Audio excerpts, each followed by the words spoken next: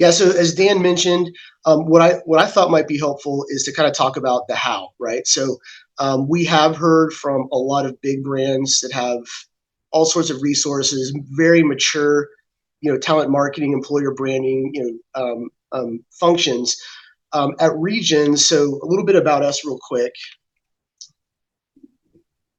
So we are a publicly traded super regional bank. So we have about 20,000 associates. So not small, but also certainly not large, especially in the financial services space.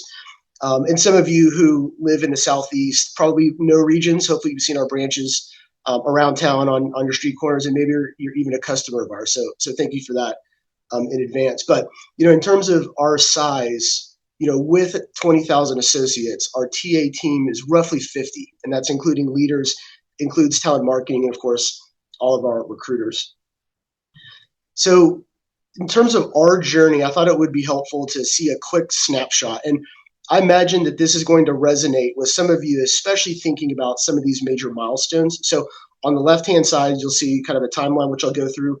And then on the right-hand side, you'll see an image that we created that talks a lot about the competency model. So hopefully some of you guys have heard that. And if not, maybe that's the only thing that you get out of this. But I do want to explain that to you because I do think it is a really great model to kind of judge maturity and also how you're thinking about moving along that maturity journey. So real quick, and again, you'll see I started with the bank back in 2017.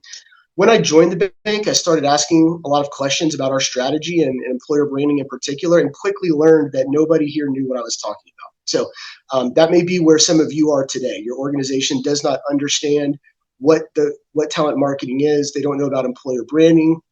They don't know about EVP. All they know is marketing to clients, and that's okay if that's where you are. Through some hard work and strategy, you can certainly move further along. In 2019 is actually when our Glassdoor partnership started. So one of the first things I noticed when I got here is that Region's Glassdoor profile had never been claimed. So there was stuff happening that we had no control over. We were not shaping the narrative. We were not providing any kind of behind the scenes insight into what it was like to work here. It was just an unclaimed profile. And so it didn't take me too long to convince the different people here and groups here that I was happy to take that over, be the admin, and start updating the profile to make sure it was accurate, but then to also start posting some content. Again, just whatever I could find that I thought might paint a little bit better picture of what it was actually like to work here. In 2021, we implemented a CRM, which was kind of the turbocharger for where we've ended up here today. But that helped. For those of you that have CRMs, you know what I'm talking about. It is really, the game changer, as a lot of people like to speak about, because it does a lot of things to help you understand and take advantage of your different channels. And it's also a great way to pull analytics, which a lot of people in a lot of departments, at least in regions, always wanted to know what the numbers were doing. And that also helps paint a picture about why it's important to be doing the work. And then in 2024, we actually officially created our talent marketing team. So, we had to go to our HR business partners and we had to explain that talent marketing is a real job that exists in the marketplace. We were able to point to some of our competitors to say, these are some of the banks. For us, everybody always wants to know what your competitors are doing. But of course, here are some of the banks that have these departments. They can go out to the market and get comp data. And we really went through that process. That was really important because in doing so, it really validated the importance of the work. And again, I think some of you are probably in that spot now where, you've got some people and some influencers within your organization that understand it's important, and some that maybe don't. And that's part of the journey as well when you think about the competency model, which I'll talk about here in a second. But really being able to say this is a very important work. And when we created this at that time that they were reporting to me, and even now, very recently, we've decided that the work is so important that we're going to carve them out, and they do report directly to our head of talent acquisition as a standalone function. So again, really excited about where we are today. And of course, because of all the work that our talent marketing team has done, we have a fully automated campaign strategy. And I'll get into a little bit more of that here in a second. In terms of the image on the right, so if you haven't heard of this competency model, it's got 4 stages. First, you're unconsciously incompetent, which means you have no idea that you're not good at something. Then you move a little bit further to the right and you become consciously incompetent, which means now you know that you're not good at something. Then you move a little bit further along and you become consciously competent, which means you're able to be good at something and you're competent, but it takes a lot of work and you have to think about it. And then eventually you move into being unconsciously competent, which is that you're so good at something you don't even have to think about it. It's just built into your process. It's built into just your being, your fiber, just you. And that's where you always want to end up, right? It's just being so good at something you don't even have to think about it. And I wanted to share that with you because I do think if you are starting this journey, that's a good model to use, is to think about, where are we on this? Do people even realize that we don't do this well? Maybe they do, and we just need to do better. So I wanted to share that with you all as well. And then along the way, we definitely learned some lessons. And these are a few of the key lessons that I think you could expect to possibly come across as well. And again, for those of you that already have a mature talent marketing function, you've probably been through some of these as well. The first one, though, is you may be doing this work by yourself for a while. And that's really when you're further to the left of the competency model. If you're the only person that realizes that something is an issue, you might be doing it by yourself until other people realize.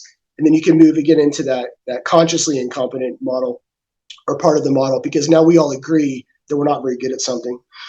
Also really important is understanding your channel options. So, Sally was talking about the importance of email. That's a channel. Maybe you can SMS, maybe you have a CRM, maybe you have Glassdoor, maybe you have Indeed. There's a lot of different tools that are out there that are channels that are used by certain types of people. A lot of us talk about personas. A persona could be an active job seeker versus a passive, not job seeker, but just a passive candidate who's out there. So in order to understand what your strategy options are, you really need to understand what the channel options are. And that's a great way, again, to think about the tools that you have at your disposal and will help you kind of shape your strategy. You need to have buy-in to make real progress.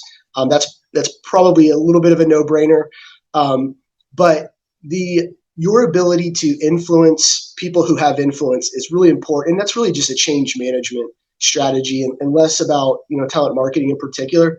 But you're going to need friends in high places that can help remove obstacles and friction for you as you move along your journey. So, again, maybe that's your Marcom team, maybe that's senior leadership, maybe that's your CHRO, maybe it's your CMO. Just understanding who you need to influence in order to get the buy-in that you need to move further along that maturity model is a really critical piece of all that, because without it, you're going to have a really tough time really making any progress at all.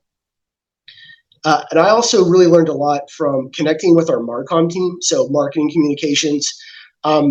They're already doing this work. They're just doing it for customers. And they have the tools, they have the resources, they have the expertise to help you early in your journey to create the content that you need. Do you need day in the life videos? Do you need hero images for your career site? Do you need employee testimonials? If you can come up with the concepts and you can come up with why those are important, then you can go to your Marcom team and say, hey, I know you are doing these things for our customers. I have an idea.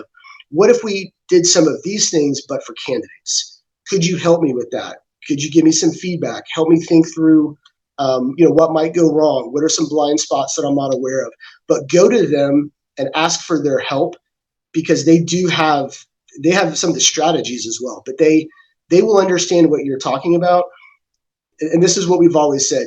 Our talent marketing team does for candidates what our corporate marketing team does for customers. And that's a really easy way to kind of distill it down, to be able to talk to people that aren't in TA, people that are on this call. You guys get it, but you might be talking to people who have no idea what you're talking about. And so to be able to go to Marcom and get some of those proof of concept ideas and things kind of moving forward is a great lesson that we learned and learned quite a bit from. And then again, definitely a no-brainer. CRM can be your best friend. I mean, we did a lot of what we did early on without sending messages, which kind of sounds crazy, but we didn't have a way to send messages, emails or SMS in a big way in a programmatic way until we had a CRM. And so, but again, that was further along our maturity model. That was where we were, really in that we were consciously competent. We had a proof of concept. We had the Marcom partnership. We just really needed the tool. And so when we launched or implemented our CRM, that was a massive, massive catalyst for us to be able to kind of take this all, to that next level. And then, this slide here, this is the last slide of the deck because I wanted to just really kind of focus in on this. These are actual tips that myself and our team really think could help organizations like Dan mentioned that maybe you don't have a talent marketing team yet. Sorry. So the first question to kind of ask yourself, and I've mentioned this before, is what level of awareness does your organization have of talent marketing? Again, go back to that competency model. Where are we as an organization? Do we even know what it is? If so, can we point to other competitors or companies who do it well? That's bringing everybody to the table to understand what do we do? How does this work? You just need to be able to understand where you are in that competency model. And then again, what is your strategy? Even if you don't have an ability to execute the strategy, create one, because that's going to be your business case. That's your proof of concept. That's how you can be able to track some ROI to a lot of this, but develop a strategy. And for us, the first thing we really needed to understand is who are the different personas that we're trying to consider? Who are those people? What are their behaviors? What are they looking for? What resonates? But different personas require different messages and different strategies and understanding how to work and attract each different persona, and then convert them into candidates and applicants eventually. But it's really important to understand the personas. And then again, how will you communicate with them? That goes back to the channels. Are you going to be sending SMS messages to people who just applied, right? They're really interested in working for you. Maybe they applied from their phone. We have that data as well. Are you going to hit them quickly with a thanks for applying, check out this, our talent community? Or are you going to be sending out mass email campaigns, which we do very effectively here, again, with the help of our CRM. But again, per persona, what's the channel that you want to use? I think, for number 3, who do you need to influence to create the buy-in? I mentioned this a couple minutes ago. Is it your Marcom team? Is it your legal team? Is it your senior leadership? Or is it even compliance? And for those of us that are in highly regulated organizations, we have to deal with compliance a lot. You're going to have opt-outs. You're going to have all these different components of your messaging to make sure that you're compliant with the rules and the regulations that are required by your regulatory body. Again, what's in it for them? So a quick story. We had been in I guess the early parts of an acquisition, and we had heard, I wasn't in the meetings obviously, but we had heard that the investment bankers were actually bringing up Glassdoor data to compare the culture of one company to our company. And that got our CHRO's attention. And then he said, "Hey, Scott, you've been talking about Glassdoor. Tell me more, because this is now showing in places that we hadn't expected."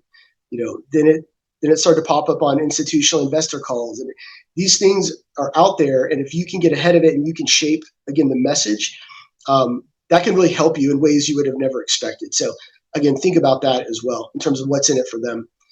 And again, competitor examples for us, that was really effective, for us to be able to show our Glassdoor scores compared to all of our competitors, and to get that in front of leadership. That started some conversations. And that's really what we needed. We just needed to get our foot in the door. We needed for people to understand that these things are happening out there, whether we like it or not. We had the data, how many people are coming to your profile page per month. We could see all of those analytics. But that's really what got people's attention, is to be able to show competitive data. It was something like Glassdoor, or Indeed now, that has company profiles and ratings. That's available to everybody. And so I think to be able to show that as being publicly available data really helped us with our proof of concept. And then thinking about resources, again, it's kind of similar to the channel conversation, but what does your tech stack look like? Do you have a CRM? Are you looking at a CRM? Have you started to think about what CRM vendors are out there? How are you going to evaluate the vendors. Really, it's a lot of that kind of work in terms of understanding what the technology is that's out there. I know a lot of you on this call are big into technology. Again, I'll add AI as another SIP word, but you really need to understand what technology is available to you, and if you don't have the tech that you need to do the research to go evaluate what you would like to bring on. And again, some of the understanding existing vendor partners. So I mentioned this more of like a gap analysis. So when you think about what Glassdoor does, you really can't do a lot of messaging, right? That's really more about just you're trying to influence how people feel about things or feel about your company, but there's not a lot of messaging that you can do there. So that's not a great solution for sending out campaigns. Then maybe you think about what you can do through Microsoft Outlook, right? You can't send, all these emails to candidates if you don't have their email addresses in your system, and then you've got to bring it in from someplace else. So a lot of that you can really evaluate by thinking about what your technology vendors, what their capabilities are today.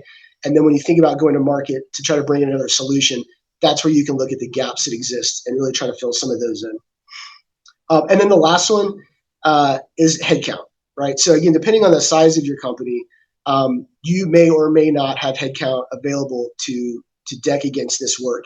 And I'll tell you, we did not for a very long time. And so we kind of joke around, we bootstrapped it, and we all had our side hustles of creating, a lot of this content, sending out email campaigns when our jobs were not technically talent marketing.